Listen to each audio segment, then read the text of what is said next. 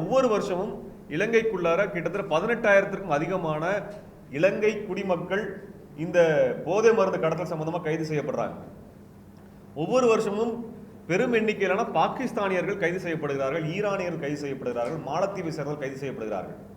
2011 எடுத்துட்டீங்கன்னா தமிழ் மீனவர்கள் சொல்லி இவங்க இந்திய மீனவர்கள் கணக்கு கொடுத்துருக்காங்க. 4 மீனவர்கள் கைது செய்யப்பட்டிருக்கிறாங்க.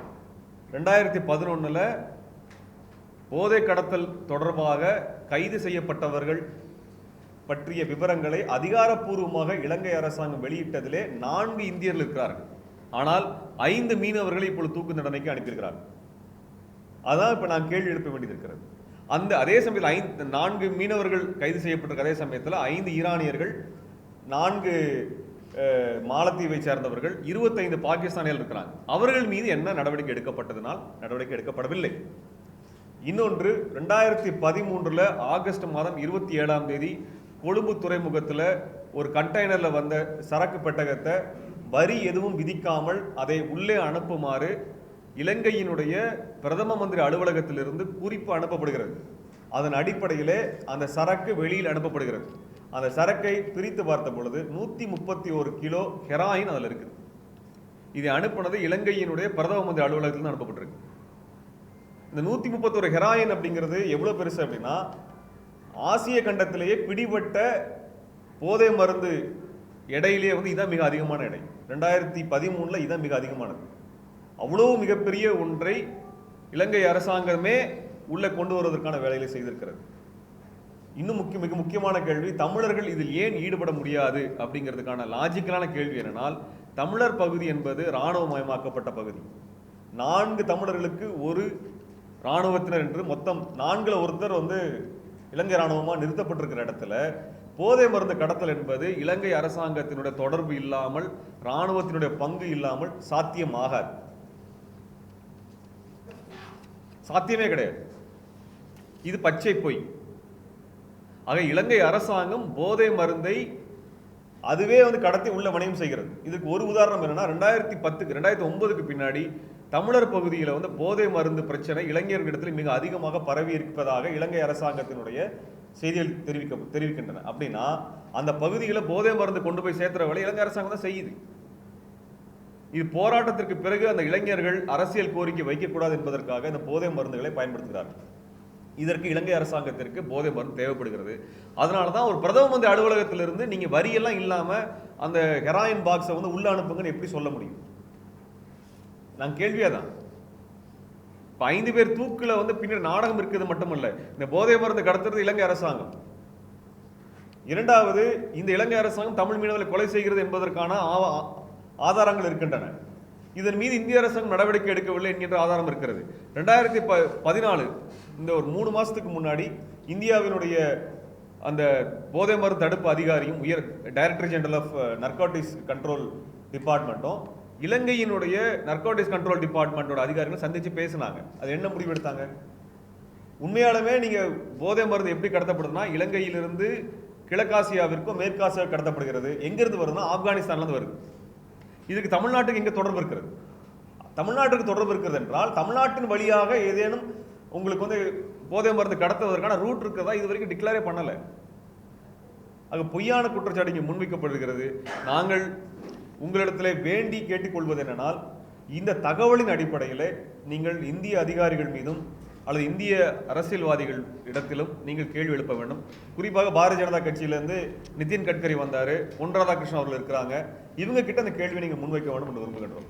கொலை செய்யப்பட்டதன் மீது என்ன நடவடிக்கை எடுக்கப்பட்டுச்சு, அல்லது கொலை செய்தால் அதன் மீது நடவடிக்கை எடுக்கப்படாதா? இல்லை என்றால் நாங்கள் சர்வதேச அளவில் இருக்கக்கூடிய பிற நிறுவனங்களின் மீது வழியாக, அதாவது குறிப்பாக மனித உரிமை அமைப்புகளின் வழியாக ஐநா மனித உரிமை கமிஷன்ல இந்தியாவிற்கும் இலங்கைக்கும் எதிரான ஒரு குற்றச்சாட்டை நாங்கள் பதிவு செய்ய வேண்டி இருக்குமா? ஏனென்றால் இது கிரைம்ஸ் அகெயின்ஸ்ட் ஹியூமனிட்டி என்று சொல்லக்கூடிய அல்லது மனித குலத்திற்கு எதிரான குற்றம் என்கின்ற பிரிவின் கீழ் இந்த குற்றங்கள் வருகின்றன என்பதை நாங்கள் தருணத்திலே முன்வைக்க விரும்புகின்றோம். இதன் அடிப்படையிலே நாங்கள் அனைவரும் இணைந்து தொடர்ச்சியான போராட்டங்களை முன்னெடுக்க இருக்கின்றோம். இதில் மே 17 இயக்கம் 16ஆம் தேதி ஆர்ப்பாட்டத்தை வள்ளுவர் கோட்டத்திலே நாங்கள் வைத்திருக்கின்றோம். இது மட்டுமல்லாமல் தொடர்ச்சியான அனைத்து இயக்கங்களும் இணைந்து இதற்கான போராட்டங்களை முன்னெடுப்பதாக இருக்கின்றோம். தமிழன் தான் காரணம் இல்லை. அதாவது என்னன்னா அந்த வழக்கு, அந்த குறிப்பிட்ட வழக்கில் வந்து கிரிக்கெட்டுங்கிறத வந்து கிரிக்கெட் நடந்த இரவுல அது நடந்திருக்கு. தோத்தா நாங்கள் கொலை பண்ணிடுவோம்னு சொல்லிட்டு அதில் அவர் சொல்கிறார், தெளிவாக சொல்கிறாரு, அந்த ஃபைனல்ஸ் முடியறதுக்கு முன்னாடியே எல்லா போட்டும் கரைக்கு வந்துட்டு இருந்தது, அதில் ஒரு போட்டு மாட்டிச்சுன்னு சொல்கிறார். அந்த ஒரு போட்டு மாட்டினா அங்கே இருக்க மற்ற மீனவர்கள் எல்லாருமே பார்த்துருக்குறாங்க. அப்போ மீனவர்களை கொலை செய்வது தொடர்ச்சி நடக்குது. இப்போ நீங்கள் பார்த்தீங்கன்னா 2011 ஜனவரியில் 2 மீனவர் கொலை செய்யப்பட்டிருக்கிறாங்க. தமிழன். இல்ல அந்த கொலை வழக்குல இல்ல இந்த கொலையில வந்து கிரிக்கெட்டும் ஒரு காரணமா எடுத்துக்கொள்ளப்படுது. அது அவங்களுடைய கருத்துக்கு அடிப்படையில் அவங்க சொல்றாங்கல்ல, கிரிக்கெட் தோத்துட்டாங்கன்னு. அதாவது நீங்க எது நடந்தாலுமே அது தாக்குதலுக்கு உள்ளாகிறது தமிழக மீனவனா இருக்கிறான். கிரிக்கெட்ல தோத்தாலும் சரி, கபடியில தோத்தாலும் சரி, எது தோத்தாலும் சரி, எங்கேயாவது மாட்டினாங்கன்னா கொலை செய்யப்படுறோம்.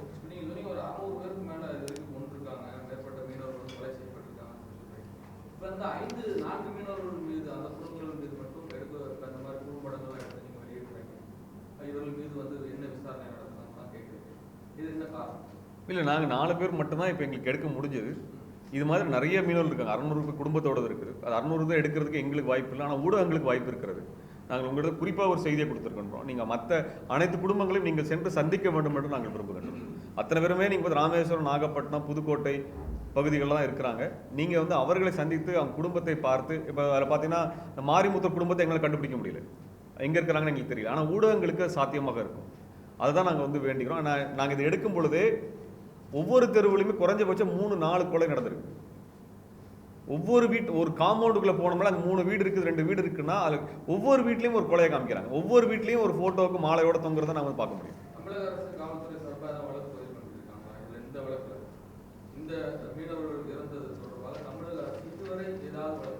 தெரியல, இது வரைக்கும் எங்களுக்கு தெரியல. அப்படி நடவடிக்கை என்ன எடுக்கப்பட்டது நான் கேள்வி கேட்போம். ஏன்னா இது வந்து அவங்க கேட்கக்கூடிய இல்லை, இது நடவடிக்கை எடுக்க இந்திய அரசாங்கம். வேணும்னா கோஸ்ட் கார்டுங்கிறது வந்து அவங்க ஜூரிஸ்டிக்ஷனில் வரல.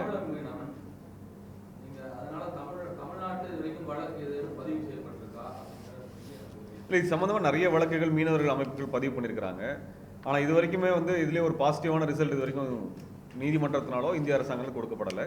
ரெண்டாவது வந்து இது 2 நாடுகள் சம்மந்தப்பட்ட விஷயங்கிறப்ப தமிழ்நாடு ஜூரிஸ்டிக்ஷன் அப்படிங்கிறது இதில் பெரிய அளவுக்கு செல்லுபடியாகாது. கொலை வழக்காக வேணா இருக்கலாம், ஆனால் அந்த வழக்கை எடுத்து நடத்த வேண்டியது இந்திய அரசாங்கத்தோட பொறுப்பு. இருக்கலாம், நாங்கள் அது இல்லைன்னு சொல்லலை. தமிழக அரசும் அதற்கான நடவடிக்கை எடுக்க வேண்டும். நாங்கள் வந்து இதில் தமிழக அரசு வந்து எதுவுமே செஞ்சிருக்கு அப்படிங்கிற அடிப்படையில் நாங்கள் பேசலை. இது வந்து நாங்கள் தமிழக அரசும் இந்திய அரசும் சேர்ந்த அடியில் தான் நாங்கள் உட்காந்துருக்கோம். நாங்கள் 2 அரசாங்கத்தின் மீது தான் கேள்வி எழுப்புறோம். ஒரு சம்பவம் நடக்கும் பொழுது அந்த குடும்பத்தை சார்ந்து அதிகாரிகள் மீது நடவடிக்கை எடுக்க முடியுமா, அதனால வழக்கு தொடர முடியுமா? அப்படி இருந்தால் ஏன் உங்களுக்கு குடும்பத்தார், அதாவது இந்த மாதிரி கொலைகள்லாம் நடக்குது இல்லைங்களா, அந்த சமயத்தில் அரசு எதுவும் நடைபெறலை அப்படின்னா, ஒரு நடவடிக்கை எடுக்கல அப்படின்னா, அந்த பாதிக்கப்பட்ட குடும்பத்தில் வந்து ஒரு வழக்கு தொடர்புக்கோ அல்லது சம்பந்தப்பட்ட பொதுநல சம்பந்தப்பட்டவர்களோ வழக்கு தொடர்புக்கு அதிகாரம் இருக்கா? இல்லை, அது வந்து நீங்கள் இந்த கேள்வி வந்து வழக்கறிஞர்கிட்ட தான் கேட்கணும். எங்களுக்கு வந்து என்னென்னா, ஒரு சாதாரண குடும்பம், சராசரி குடும்பம் வந்து ஒரு அரசாங்கத்தை எதிர்த்து வழக்கு பதிவு செய்து நடத்தலாம் முடியாது.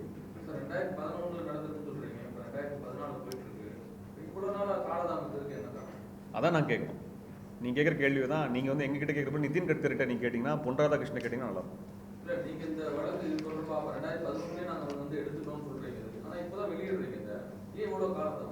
இல்லை, இது வந்து என்னன்னா, எங்களுக்கு வந்து இந்த டாக்குமெண்ட்ரி முழுசாக முடியல. சொல்ல போனால் அந்த டாக்குமெண்ட் எடுத்து முடிக்கிற அளவுக்கு எங்களுக்கு நிதி இல்லை. அதனால காரணம் முழுசாக எடுத்து முடிக்கல. நாங்கள் ஒரு 7-8 குடும்பத்தை நாங்கள் எடுத்தோம். அதற்கு மேல் எங்களால் எடுக்க முடியல. இந்த சமயம் இந்த பிரச்சனை வந்த காரணத்தினால அதை வெளியிடுவோம்.